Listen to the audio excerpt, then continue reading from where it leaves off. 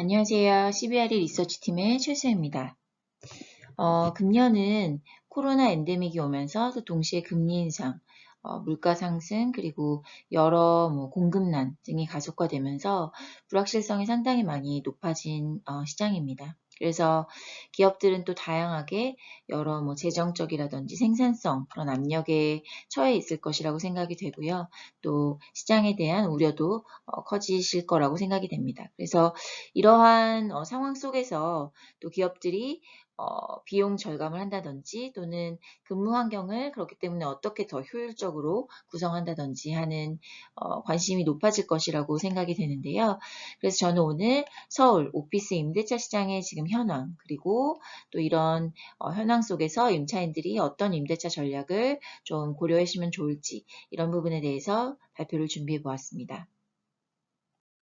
우선 내용 발표를 들어가기 앞서서 저희가 이번 발표에서 다루고 있는 여러 수치나 이런 자료의 표본에 대해서 간단히 말씀을 드리려고 하는데 우선은 서울 A급 시장, 서울 주요 업무 권역, 도심, 그리고 강남, 여의도를 포함한 업무 시장에 있는 A급 자산을 중심으로 저희가 표본을 산출을 하고 있고요. 그래서 모든 수치는 이 세 권역에 한 130여 개 정도의 A급 자산을 기반으로 하고 있다라고 이해해 주시면 될 것 같습니다. 네, 우선 처음으로는 서울 A급 오피스 시장의 과거 그리고 향후 공급에 대해서 조금 살펴보려고 하는데요. 기존의 서울 오피스 시장의 과거 5년 또는 10년 평균을 보면 매년 한 28만 제곱미터, 한 30만 제곱미터가 조금 안 되는 규모, 7만, 8만 평 수준의 A급 오피스 공급이 매년 서울 지역의 이 주요 세 권역에 있어 왔습니다. 그런데 보시면은 이제 금년 그리고 내년까지 특히 그 공급이 눈으로 육안으로만 봐도 확연히 주요 권역에서 줄어든 것을 보실 수가 있고요. 실제로 금년을 포함한 24년까지의 평균 공급량은 과거 대비 거의 절반으로 줄어 있는 상황입니다. 시장에 현재도 공급량이 상당히 많이 대두되고 있고요. 금년부터. 다음 장을 보시면은 이제 권역별로 좀 공급을 살펴봤는데요. 보시다시피 도심 그리고 강남, 여의도 모든 권역에서 지난 과거 5년의 평균 연도별 공급량 오렌지 점으로 표시된 부분을 살펴보시면 되는데 이 공급 대비해서 금년을 포함한 향후 24년까지의 공급 여기서 보라색 점을 보시면 모든 권역에서 크게 감소된 것을 보실 수가 있습니다. 그럼에도 불구하고 실제로 순흡수 면적 같은 경우에는 그러니까 수요적 측면에서 봤을 때는 임차인들의 수요는 지난 5년 평균 공급량 대비해서 과거 전 권역에서 거의 유사한 수준을 유지하고 있었다. 이렇게 이해를 하시면 될 것 같고 그러다 보니까 향후의 공급이 상당히 이제 감소된 측면에서 공급이 수요 대비 좀 부족한 상황이다라는 것을 예측을 하실 수가 있을 겁니다. 각 권역별로 이제 어떠한 A급 자산들이 공급 예정에 있는지를 기본적으로 좀 살펴보자고 하면 도심 권역 같은 경우에는 사실 금년에는 공급이 없었고 오히려 A급 자산들이 리모델링이나 자산의 재개발 등으로 오히려 전체 공급 자산의 면적은 오히려 축소가 됐었던 한 해입니다. 그래서 내년 같은 경우에 복내동 개발 프로젝트가 있고요. 그리고 24년에 같은 경우 KD 광화문 재개발 이 부분이 공급이 예정에 있고 그리고 세운지구 잘 아시는 세운지구의 일부 자산이 오피스 형태 또는 복합개발의 형태로 오피스를 포함한 자산들이 공급 예정에 있습니다. 그래서 이런 부분들은 일부 향후 공급이 되면서 도심 권역의 수요를 일부 흡수를 할 예정인데 그럼에도 불구하고 과거 대비해서는 아직은 좀 공급 규모가 작다 이렇게 보실 수 있을 것 같습니다. 강남 권역 같은 경우는 또 여전히 잘 아시다시피 수요가 상당히 높은 지역임에도 불구하고 공급이 상당히 제한적입니다. 내년 초 같은 경우에 지금 SKD&D에서 이지스가 같이 개발하고 있는 오피스 자산이 공급이 될 예정이고요. 현재 한 10,000평 좀 넘는 규모의 자산이 공급이 예정인데 벌써 여러 임차인들로부터 LOI를 받는다든지 하면서 상당히 이미 이 신규 공급 면적에 대한 수요가 이미 관찰이 되고 있는 시장입니다. 여의도 권역 같은 경우에도 여기 보시다시피 20년에 파크원이 엄청난 대규모로 공급이 되면서 오히려 공실에 대한 우려라든지 이런 부분이 수요의 우려가 존재를 했었는데요. 그럼에도 불구하고 상당히 많은 부분이 이미 그 임차를 완료했습니다. 그 정도로 아주 견고한 시장을 유지를 하고 있고요. 내년에 여의도에도 브라이튼 여의도 재개발, 그 MBC 예전에 방송국 그 사이트 재개발하는 이부 자산이 오피스 자산이 공급이 될 예정이고요. 그리고 사학연금 빌딩 같은 경우도 공급이 될 예정인데 상당히 대형 면적의 프라임 자산들입니다. 하지만 이러한 자산들도 지금 현재 이미 많은 임차인들이 LOI를 제출하고 있는 것으로 알고 있습니다. 과거 임차인들의 임대차 활동을 좀 살펴보면요. 저희가 이제 금년 3분기까지 실제 이 주요 권역들의 임대차 실제 계약이 얼마나 이루어졌는지를 좀 살펴본 차트라고 보시면 될 것 같은데, 매년 꾸준히 유사하게 한 50만 제곱미터 이상에서 60만 제곱미터까지 신규 그 임대차 활동들이 일어나고 있습니다. 2020년 같은 경우는 상반기 보시면은 조금 코로나가 시작이 되면서 임차인들의 임대차 활동이 축소된 것을 보실 수가 있고, 그럼에도 불구하고 하반기부터는 견고한 활동들이 유지가 됐고, 그 활동은 금년 상반기까지도 계속 이어져 왔습니다. 지금 2분기, 3분기 금년에 임대차 활동이 지난 과거 대비 상당히 축소된 부분을 보실 수가 있는데, 이 부분은 어떻게 보면 조금 수요가 줄었다기보다는 현재 그 임대차 활동이 가능한 대형 면적이 부재해서 일어나는 결과라고 좀 더 보여지고요. 코로나 이전 이후도 큰 차이 없이 상당히 그 신규 공급들이 잘 흡수가 되면서 임대차 활동이 일어나고 있습니다. 작년부터 그리고 금년에 더더욱 이런 임대차 활동들이 또 잘 관찰이 되면서 어떻게 보면 시장이 완전히 지금 임대인 시장으로 바뀌었다라고 말씀드릴 수가 있을 것 같은데, 공실률의 흐름만 봐도 또 이제 상당히 예측 가능한 수치라고 보여집니다. 지금 금년 3분기 기준 서울의 전체 그 권역의 공실률은 2%가 지금 안 되는 상황이고요. 각 권역별로 보아도 도심이나 여의도, 강남 모두 매우 낮은 공실률을 유지하고 있습니다. 그래서 앞서 말씀드린 그 여의도 권역에 2020년에 공급됐던 파크원 자산 때문에 2020년에 공실이 서울 그 과거 대비해서 거의 피크에 도달했었는데, 그 이후부터는 꾸준히 아주 가파르게 공실률 감소가 관찰이 됐습니다. 권역별로 보시더라도 말씀드린 것처럼 여의도에서 아주 크게 눈에 띄는 공실 감소가 관찰이 됐고요. 그 외에도 도심이나 강남에서도 꾸준히 공실이 많이 감소를 하면서 현재 거의 10년 내 최저 수준으로 유지를 하고 있다, 이렇게 보시면 될 것 같습니다. 그러면 어떠한 주요 산업군들이 이렇게 임대차 활동을 활발히 하고 있었느냐를 좀 보실 수가 있는데요. 지난 코로나 2020년, 21년에 상당히 활발했던 여러 그 임대차 수요는 금융이나 보험, 금융 및 보험, 금융권에서 주로 크게 많이 나타났고, 사실 금융 같은 경우는 서울 A급 오피스 시장의 전체 임차인들의 거의 3분의 1이 어차피 금융에서 차지를 하고 있습니다. 그러다 보니까 이 시장의 가장 대형 그 수요군이다라고 보실 수가 있을 것 같고요. 그 외에 오른쪽에서 두 번째로 출판, 영상, 방송, 통신이라고 표시된 부분들이 저희가 흔히 얘기하는 IT 기업들이 되겠습니다. 그래서 코로나 이전에도 그렇고 현재까지도 활발하게 IT군은 주요 그 A급 시장의 수요원으로 활발한 임대차 활동을 보여준 바 있고요. 그 외에도 중간에 있는 그 도매 및 소매업도 작년, 재작년에 활발한 임대차 활동을 보였는데요. 주로 코로나라고 하면은 리테일이 좀 안 좋지 않았나라고 생각을 하실 텐데, 이 부분은 특히 이제 IT 기반의 이커머스 기업들이라든지 이런 플랫폼이라든지 이런 기업들의 그 임대차 활동이 좀 두드러지게 이렇게 전체 그 규모를 견인을 해 왔습니다. 그리고 특이하게 또 운수업 같은 경우에는 금년에 그 파크원으로 HMM이라는 그런 현대상선이 이전을 하면서 플라이트 퀄러티로 이제 프라임 빌딩으로 기존의 도심 권역에 있던 그 오피스에서 이전을 했는데요. 그런 어떻게 보면 코로나로 인해서 조금 더 운수업이나 이런 부분의 수요가 또 증가하기도 했고, 상당히 수요가 부족한 상황에서 기업이 호황을 누리면서 좀 플라이트 퀄러티 이전을 한 그런 사례로 보여집니다. 그래서 앞서 슬라이드에 보시면은 뭐 다양한 기업들이 다양한 산업군에서 이렇게 임대차 활동을 하는 것을 보실 수가 있는데요. 실제로 저희는 또 이제 코로나 이전 그리고 이후 뭐 현재 기준으로 어떻게 이런 임차인의 수요에 변화가 있는지 특정 산업군에서 뭐 감소라든지 확장이 보인다든지 이런 변화가 있는지를 한번 살펴봤습니다. 그래서 보시는 장 같은 경우는 도심 권역인데요.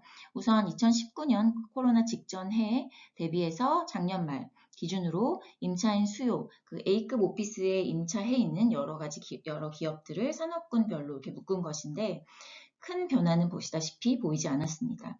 우선 도심권역 같은 경우는 뭐 금융이나 보험 산업군이 전체의 3분의 1을 차지를 하고 있고요. 사실 금융업 같은 경우는 여의도, 강남을 포함한 그 전 권역의 전체 평균 서울 시장, 오피스 시장의 한 3분의 1 정도 면적을 사용하는 가장 그 대형 산업군이기도 합니다.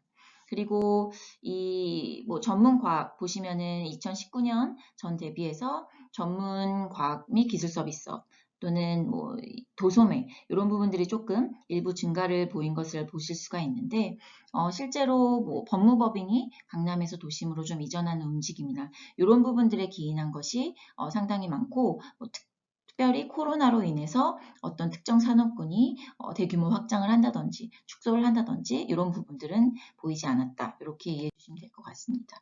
강남 같은 경우에는 다른 권역 대비해서 원래 상대적으로 뭐 제조업이라든지 그리고 도소매, 뭐 IT 이런 기업들의 수요가 좀 두드러지는 권역인데요. 실제로는 뭐 이런 부분들은 뭐 항상 그 강남에 위치했던 그런 뭐 현대라든지 포스코 이런 제조업 기반의 대기업들이 상당히 포진하고 있어서 이런 부분에 좀 기인한 부분이 있고요. 그리고 앞서서 그 임대차 사례 그 산업군에서도 보셨지만 이커머스 기반의 다양한 리테일 기업들, 도소매 기업들이 강남 권역에 또 최근에 많이 임대차 활동을 벌였습니다. 그래서 이런 부분들에 기인한 걸로 보인다라고 이해해 주시면 될 것 같고요.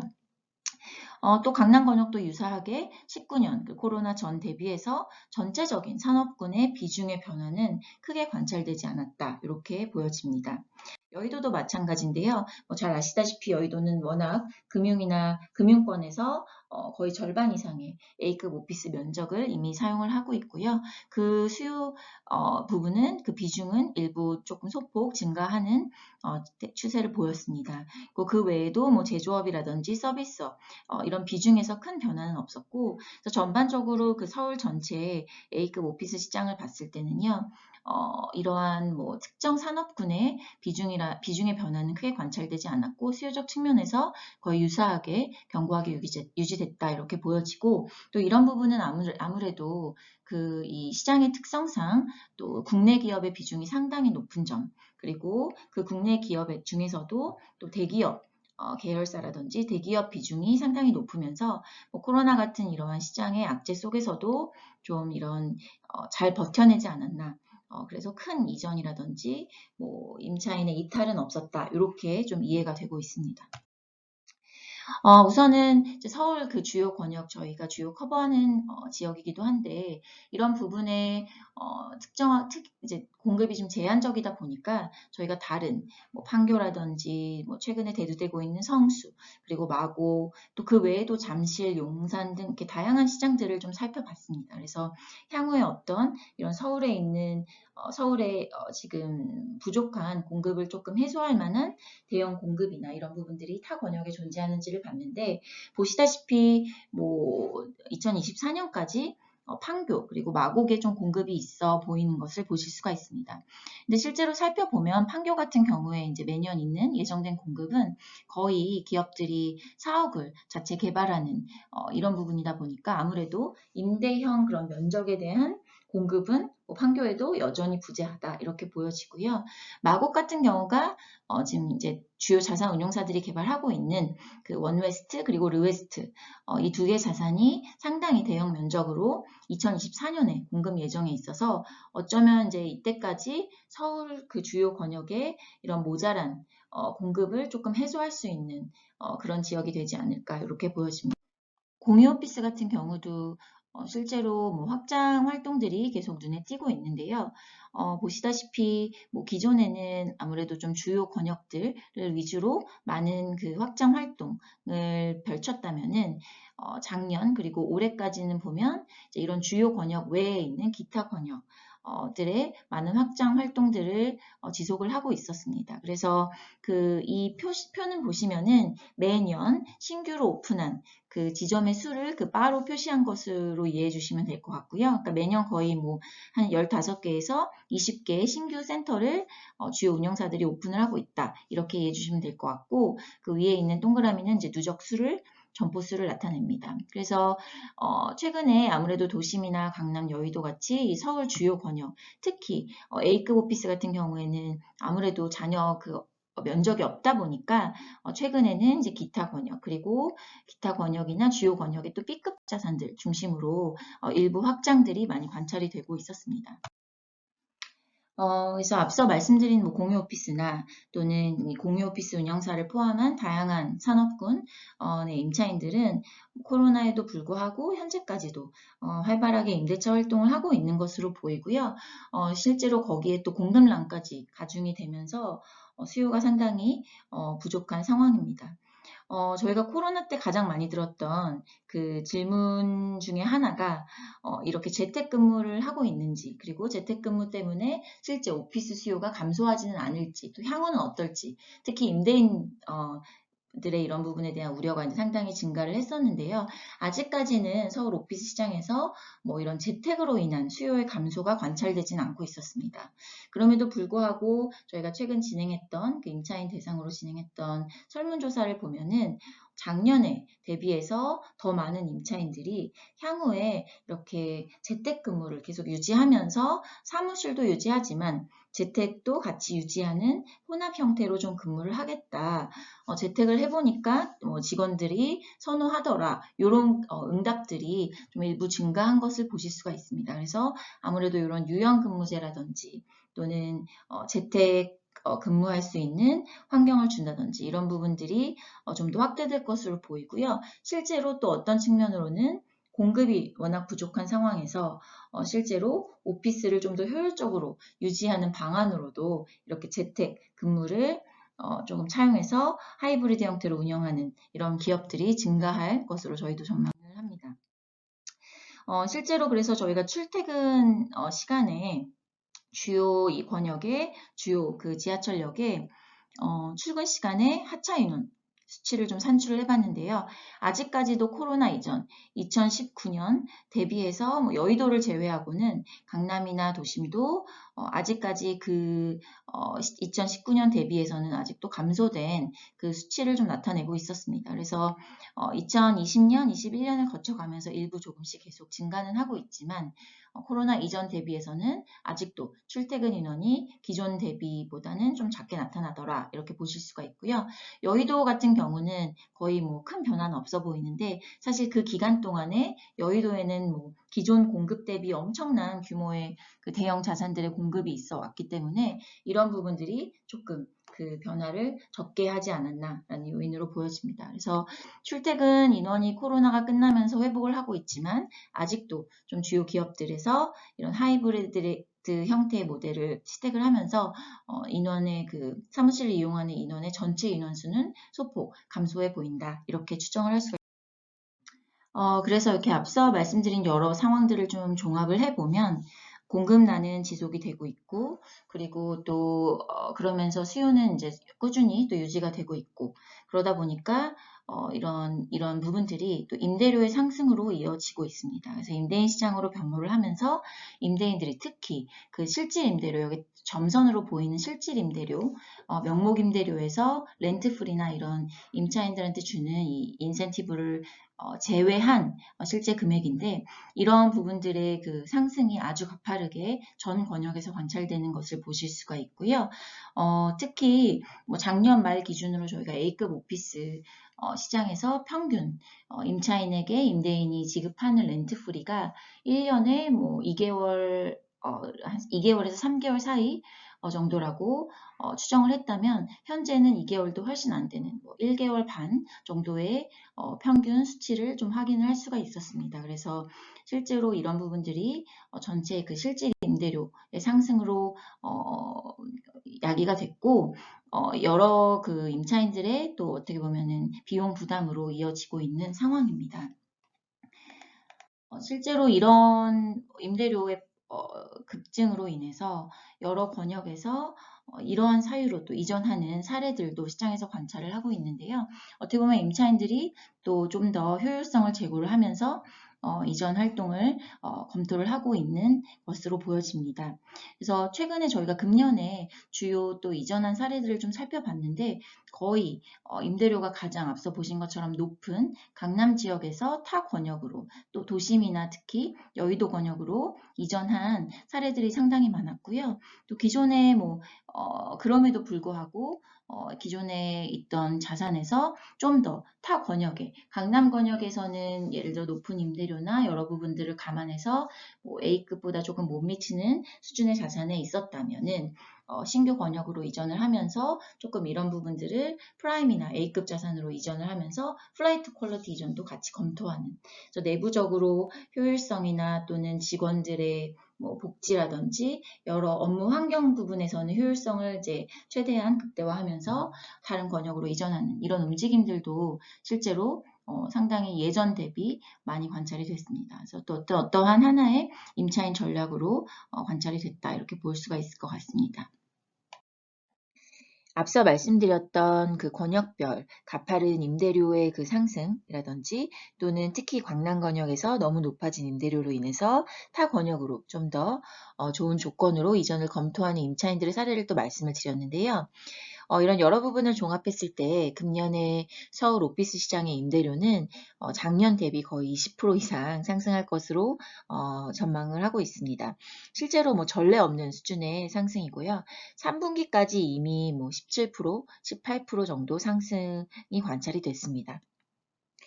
가장 큰 원인은 명목 임대료의 상승도 있지만 임대인들의 그런 렌트프리라든지 인센티브의 감소에 따른 실질 임대료의 상승이 가파른 부분에서 좀 기인을 했는데요. 내년에도 이렇게 임대인들이 인센티브를 축소하고 그리고 강남 권역처럼 이미 여러 인센티브가 거의 주어지지 않는 그런 권역 같은 경우는 명목 임대료의 증가가 좀 더 빠르게 또 관찰이 되지 않을까라고 전망을 하고 있습니다. 그래서 내년에도 이런 좀 가파른 성장세는 이어질 것이라고 보여지고요. 다만 그 상승폭은 금년 대비는 조금 둔화하지 않을까 이렇게 저희는 전망을 하고 있습니다. 마지막으로 앞서 말한 여러 시장 상황 그리고 다양한 임차인의 이런 전략 등을 좀 종합해서 CBRE는 크게 이렇게 10가지로 좀 임대차 그 전략, 임차인의 임대차 전략을 정리를 해봤습니다. 우선은 아무래도 이제 증가되는 원격 근무라든지 재택근무 이런 하이브리드 형태의 업무 환경 그리고 또 직원들이 원하는 업무 환경에 대한 검토 그리고 공간에 대한 좀 효율성 제고 이런 부분들이 가장 먼저 필요할 것으로 보여지는데요. 이런 부분은 또 저희 근본 이런 발표에서 참여하는 업무환경 전략팀의 김영주 이사 발표에서 좀 더 여러 부분을 참고하실 수 있을 것으로 보입니다.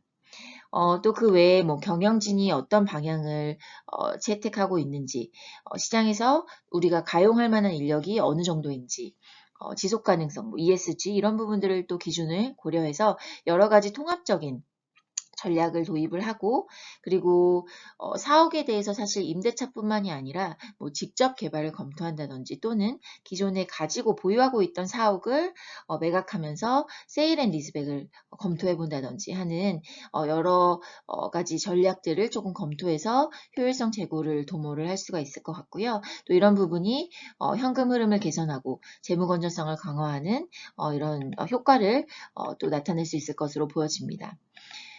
그리고 앞서 말씀드린 사례처럼 타 권역이나 뭐 시능 업무 권역으로의 이전, 이런 부분들이 또 검토가 될 수 있을 것으로 보여지는데요.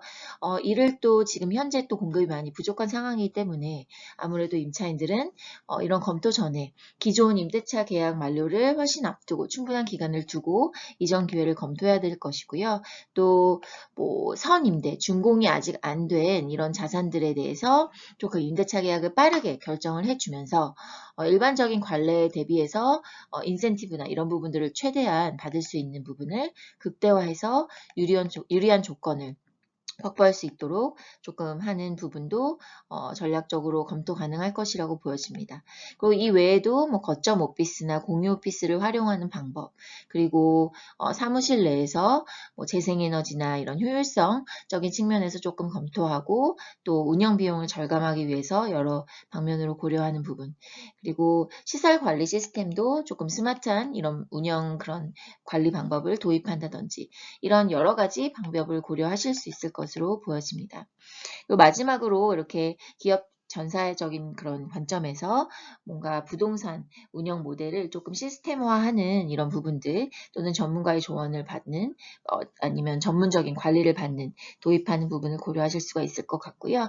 이런 부분 또한 저희 CBRE에서 GWS 팀, 기업 부동산 팀에서 좀 더 좋은 솔루션들을 가져다 드릴 수 있지 않을까 또 생각이 됩니다.